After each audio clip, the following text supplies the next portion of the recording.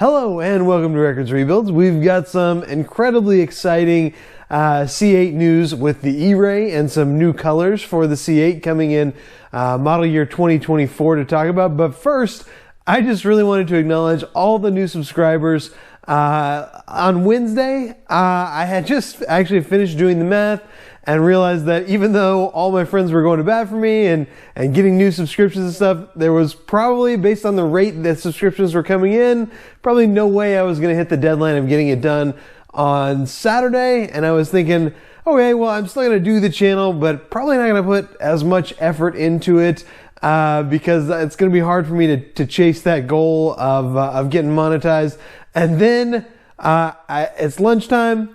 I flip on my phone, and right on my YouTube feed there, my favorite YouTube channel, Hoobie's Garage, has my video on there, and that just blew me away. Like, incredibly shocking stuff.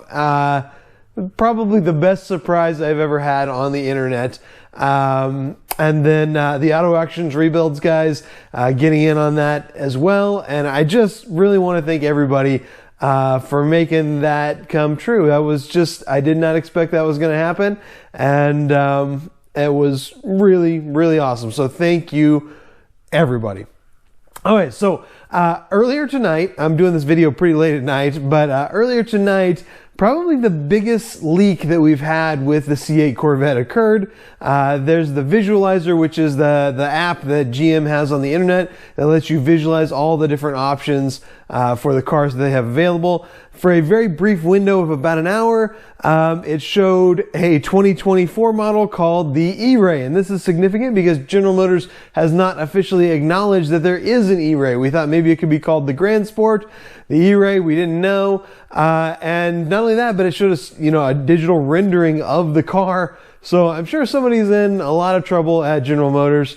But let's take a look at those pictures, mainly copied by me off of CorvetteForum.com and MidEngineCorvetteForum.com, two great places to get information about these cars. But let's take a look at the pictures that were taken and what we can tell from those pictures. Okay, since I'm still predominantly stuck in a C8 Z06 mode, let's tackle the color changes first. This indicates there will be 3 new colors for 2024. The most interesting change to me is that we're going to have a Riptide Blue Metallic instead of the old Elkhart Lake Blue. Now, if you've followed Corvettes for very long, you know that General Motors likes to change the name and slight variation of the color on their light blue metallic cars.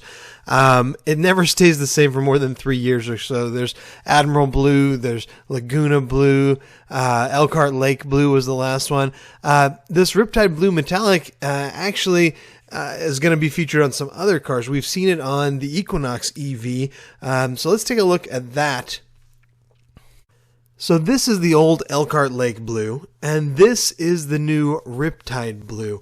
As you can see, it's just not quite as purpley as the Elkhart Lake Blue, and that's a welcome change for me. I like how the Elkhart Lake Blue looks on other people's cars, but I don't quite want that much purple.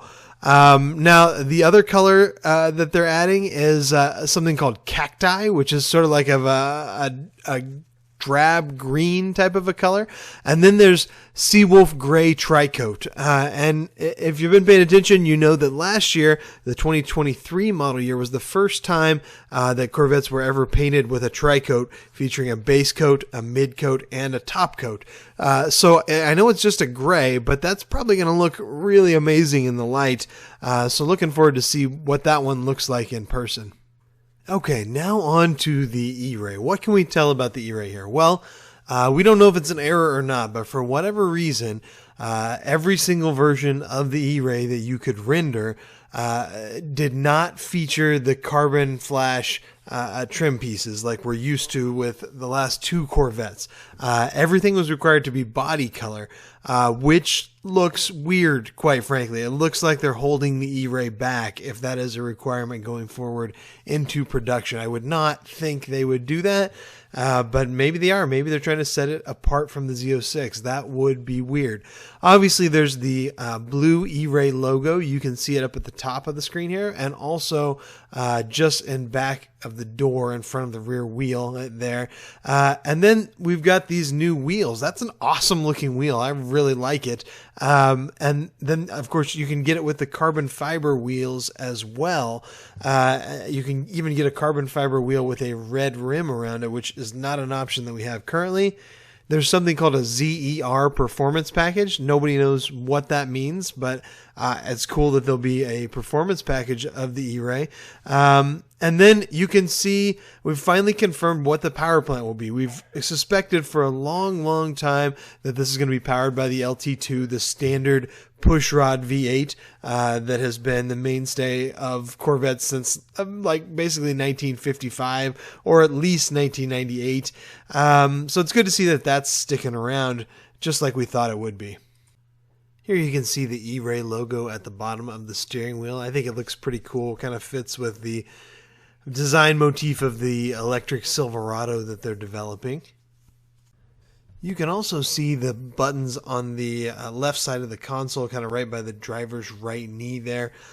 I think those allow you to control, regenerative braking and one pedal driving and that type of stuff.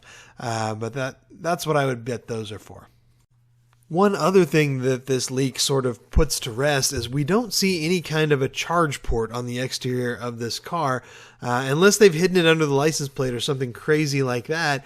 That means this car will not be a plug-in hybrid electric vehicle. And if it's not, then it's not eligible for any of the subsidies from the government. I don't think that really matters that much. I don't think anybody is really looking to drive this thing in electric-only mode. But it does matter to some people. So that's something to think about. I think it's a good-looking car. It looks about as good as the Z06. I hope they don't force you to go with the body-colored trim panels. That would be weird, because then you could just like buy the Z06 trim panels aftermarket and slap them on there. I don't see them doing that, but maybe they are going to do that. I don't know. I think the car fills a niche in the market that's not being filled for Corvette right now. I think having an all-wheel drive car would be really cool. Obviously, it's going to be pretty heavy, but I think this will find a place in the market. Okay, so that's as short and to the point of a video as I can make about the new information about the Corvette E Ray apparently coming next year. I'm excited about it. Four-wheel drive sounds pretty interesting to me. A few years ago, I was down at Circuit of the Americas, kind of in this car actually, kind of going back and forth with a Nissan GTR, and that car could really dig hard out of the corners with that four-wheel drive. And I think that's something that would be cool to add to the Corvette lineup. Of course, we're still waiting on the Z06, so it's kind of like two things at once, I think I'm still with the Z06 more than with the E Ray, but it'll be an interesting option for people to consider. Let me know in the comments down below what you think, whether you think this will be a good car or not. And until next time, guys, I'll catch you later.